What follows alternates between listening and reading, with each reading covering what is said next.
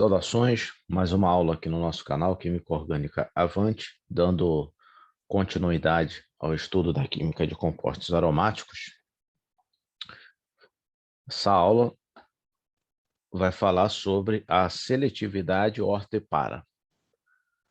Né? Normalmente, para quem já está acompanhando as aulas aqui do canal, os grupos que orientam orto e para orientam as duas posições. Né? Vai se formar o produto orto e o produto para. Porém, às vezes, na química orgânica, se lida com o problema de que se precisa sintetizar especificamente o isômero para ou o isômero orto. Nesses casos, eu vou mostrar nessa aula algumas alternativas, as mais simples, que constam na maioria dos livros textos, para se fazer uma síntese seletiva, priorizando a posição para e a posição orto. Mas, antes de entrar nesses métodos, de modo geral, embora todo orientador orto e para sempre promova a formação dos dois isômeros, por questões energéticas, o produto para, que está errado, tá, pessoal? Desculpa. O produto para, ele já é naturalmente favorecido. Deixa eu só corrigir o português nesse slide aqui. Desculpe.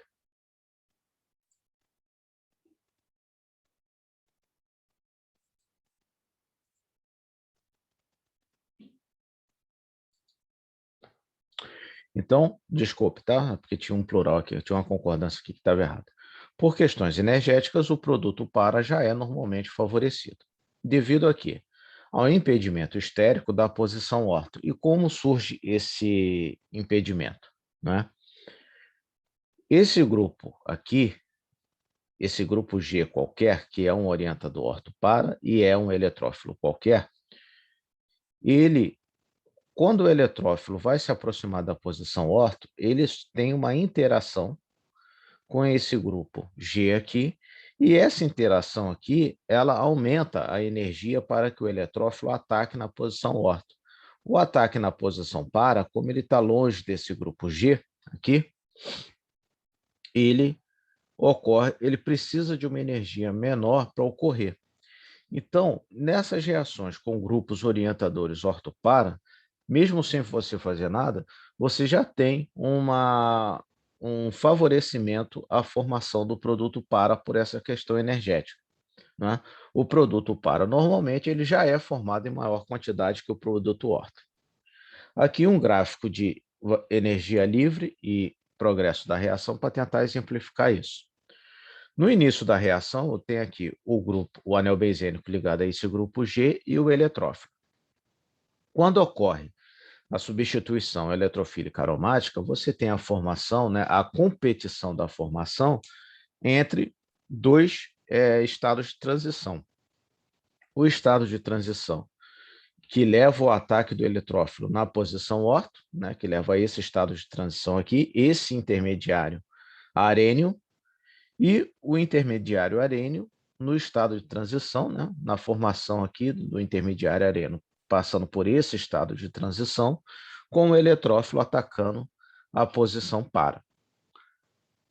No estado de transição com o ataque na posição orto, ocorre a interação das nuvens eletrônicas do eletrófilo com esse grupo G. Então, é necessário se vencer uma barreira de energia maior, nesse caso, do que para o estado de transição do ataque na posição para, porque como não tem essa interação do grupo G com o eletrófilo, eles estão bem distantes um do outro, a barreira de energia a ser vencida é menor do que quando o ataque ocorre na posição orto.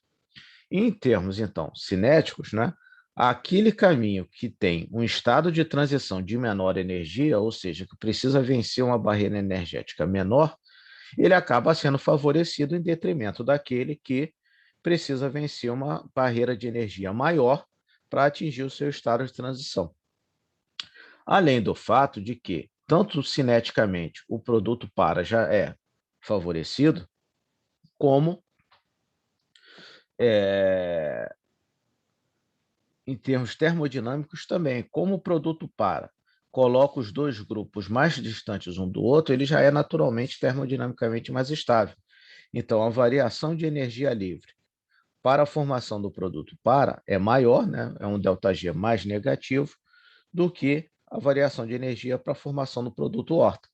Então, tanto cineticamente quanto termodinamicamente, o produto para ele é favorecido já naturalmente, por não haver impedimento estérico na posição orto, não haver interação da nuvem eletrônica do grupo originalmente ligado com o eletrófilo atacando na posição para. Então, os meios sintéticos, eles são no sentido de ou favorecer ainda mais a formação do produto para, ou dando um jeito de favorecer a formação seletiva do produto orto, não é? Então, nós vamos ver aqui os métodos em que como isso pode ser feito, né? Normalmente, na prática assim, de laboratório para reações mais simples, consegue-se fazer uma seletividade em direção ao produto para só realizando a reação a baixa temperatura. Porque a baixa temperatura vai ser muito difícil se romper essa barreira de energia para dar o produto orto. Acaba que o produto para já começa a ser favorecido. Ou, às vezes, quando é muito simples, né, quando não é muito complicado, não se faz nenhum método de seleção. Se faz a reação, tem-se o produto orto e para, e depois empregam-se técnicas de separação dos produtos em laboratório. Mas, às vezes, se torna necessário ou desejável sínteses seletivas. Então, vamos ver quais seriam esses métodos. Bom, quando o objetivo é o produto substituído na posição para, ou seja, você quer minimizar ou impedir por completo a formação do produto orto, você já trabalha maximizando esse efeito do impedimento estérico da posição orto, que eu mostrei aqui, ou seja, naturalmente, mesmo sem, digamos assim, você fazer nada, né, metaforicamente, você já tem um impedimento estérico da posição orto causado por esse grupo aqui, e o que favorece a formação do produto para. Então, a melhor estratégia quando você realmente deseja só a formação do produto para, não quer a formação do produto orto, é aumentar, ou seja, maximizar esse efeito do impedimento estérico do grupo originalmente ligado. Por exemplo, na nitração do fenol, você vai formar os dois, o ortonitrofenol e o paranitrofenol, embora o ortonitrofenol em maior quantidade. Porém, eles são formados numa proporção que já te obriga a fazer aqui uma etapa de purificação, de separação, porque o produto orto, embora formado em menor quantidade, é formado numa quantidade considerável, não é na quantidade de traços que você pode dispensar e não separar, você é forçado a separar. Agora, quando você já aumenta o impedimento estérico da posição orto, como que isso pode ser feito? Por exemplo, no caso do fenol, se reagindo com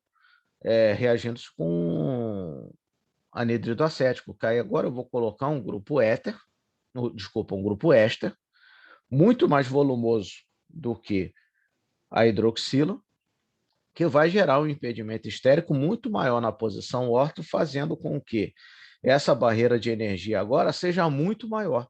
Então, vai acabar não ocorrendo, sendo completamente desfavorável. Além do fato que, se observando as aulas passadas nas naturezas do grupo, a hidroxila é um grupo ativador muito forte. Quando eu a converto num éster, eu continuo tendo um grupo ativador agora moderado, mas continua sendo um grupo ativador, ou seja, deixo o anel mais ativado que o benzeno e continuo orientando o orto para.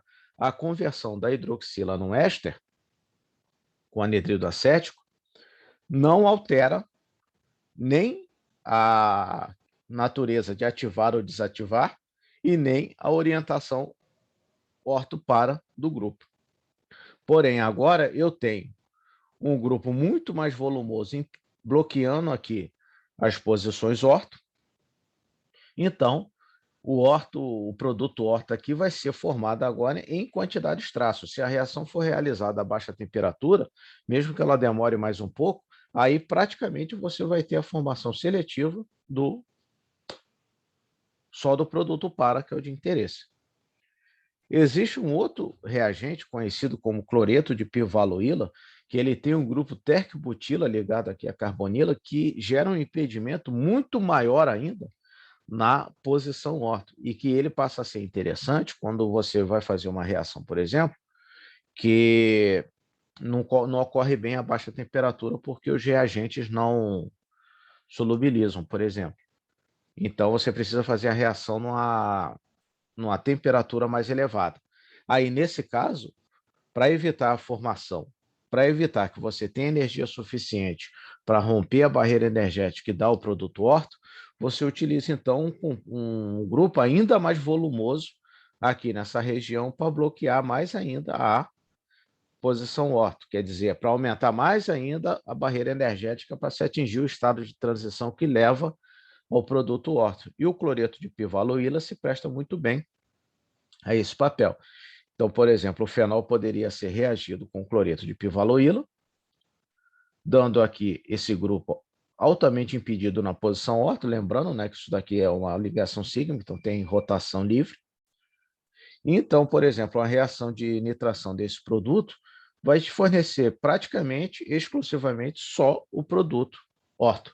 Então, o anidrido acético coloca um grupo acetil, já bloqueia, o cloreto de pivaloíla, ele aumenta, ele potencializa, maximiza ainda mais esse impedimento estérico na posição orto e que vai levar à formação só do produto para. Aqui só uma ideia, né, desenhado, feito uma figura considerando-se os raios de Van der Waals, o potencial eletrostático, né, do grupo acetil e do grupo pivaloil. Reparem aqui que aqui dá para ver claramente que o grupo pivaloil é muito maior que o grupo acetil, ou seja, toda essa densidade eletrônica aqui vai ajudar a criar uma barreira energética para o ataque do eletrófilo na posição orto. Consequentemente, a posição para está bem distante desse efeito. Então, os produtos atacando a posição para serão muito mais favorecidos. E agora o contrário, quando o objetivo da síntese é justamente o produto orto, você não quer a formação do para. Aí a estratégia muda, né? Aí a coisa complica mais um pouco, porque, voltando aqui nesse slide, você brigar com a termodinâmica é muito difícil. Então, é muito difícil você criar uma condição em que você consiga reverter essa tendência energética aqui, ou seja, fazer com que o estado de transição para o ataque na posição para tenha uma energia de ativação maior, precise romper uma barreira energética maior do que para a posição orto. Você inverter isso daqui é praticamente impossível, né? Então, qual é a abordagem que se é utilizada? Bom, se você não quer que o seu eletrófilo entre na posição para, só possa entrar na posição orto, a melhor estratégia é o bloqueio da posição para. Você colocando já na posição para um grupo que esteja ligado ali, uma vez a posição para já estando ocupada, a única posição que o segundo eletrófilo vai entrar vai ser a posição orto. Mas que grupo de proteção seria esse? Bom, aí para isso, nós temos o grupo SO3. Por quê? Eu mostrei em aulas passadas, né, uma reação de substituição eletrofílica aromática de sulfonação do benzeno, que é quando o benzeno reage com SO3. O gás SO3, ele por si só, ele já é um eletrófilo, especialmente quando em ácido sulfúrico concentrado, promove-se a reação de sulfonação, formando ácidos benzenossulfônicos. E essa reação serve para a síntese seletiva de produtos orto, sem a produção do para. Por quê? Porque ela é uma reação reversível. A baixa temperatura ou temperatura ambiente, o benzeno reage com SO3 pela reação de sulfonação e forma um ácido benzeno-sulfônico. Porém, a dessulfonação é promovida quando se faz a reação a alta temperatura, na presença de ácido sulfúrico diluído e borbulhando-se uma corrente de vapor de água aquecido na reação. Esse meio aqui promove a dessulfonação, ou seja, a reversão da sulfonação. O grupo SO3 deixa o anel benzênico. Então, a ideia de grupo de proteção em síntese, ele precisa atender esse requisito, ele precisa ser facilmente colocado na molécula e depois retirado da molécula. Ele precisa ser facilmente incorporado na molécula e depois desincorporado. E a sulfonação do anel benzênico, ela atende esse requisito, porque eu tenho como sulfonar e como dessulfonar. Bom, então, por exemplo, vamos observar aqui os problemas sintéticos, né, para a preparação da ortonitroanilina. Né? A ortonitroanilina é preparada a partir da acetanilida, só que ela não pode ser preparada diretamente via nitração, por quê? Porque a ortonitroanilina, se for, por exemplo, a nitração da acetanilida vai dar a orto e a para-nitroanilina.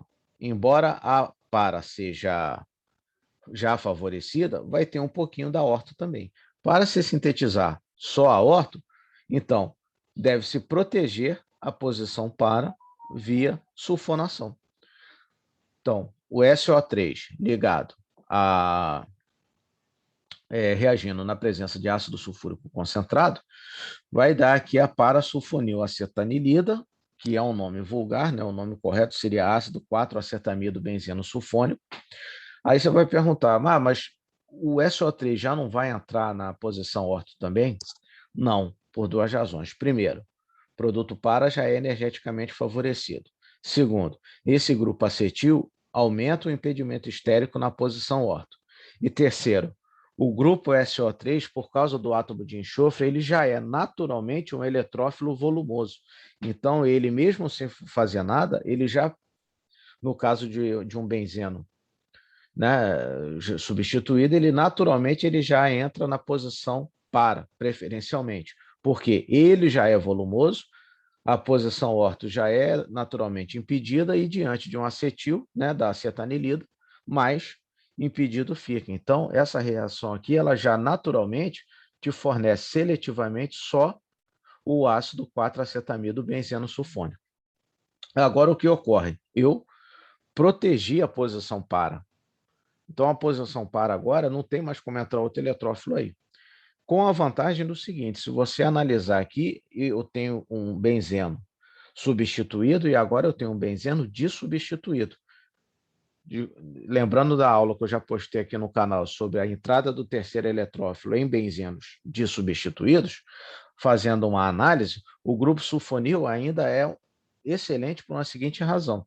Eu quero colocar na posição orto em relação ao grupo acetamido, certo? Então, o grupo acetamido, por conta desse nitrogênio, ele orienta orto e para, só que a para já está ocupada. O grupo sulfonil é um grupo desativador, moderado. Então, ele orienta o quê? Meta em relação a ele. Qual é a posição meta em relação ao grupo sulfonil? A mesma posição que é orto ao grupo acetamido. Ou seja, além dele ter a vantagem de ser facilmente desincorporado da molécula, quando a questão é orientação orto-para, ele reforça a posição orto em relação ao grupo original. Uma vez, então, com o grupo parasulfonil incorporado na acetanilida, promove-se a reação de nitração.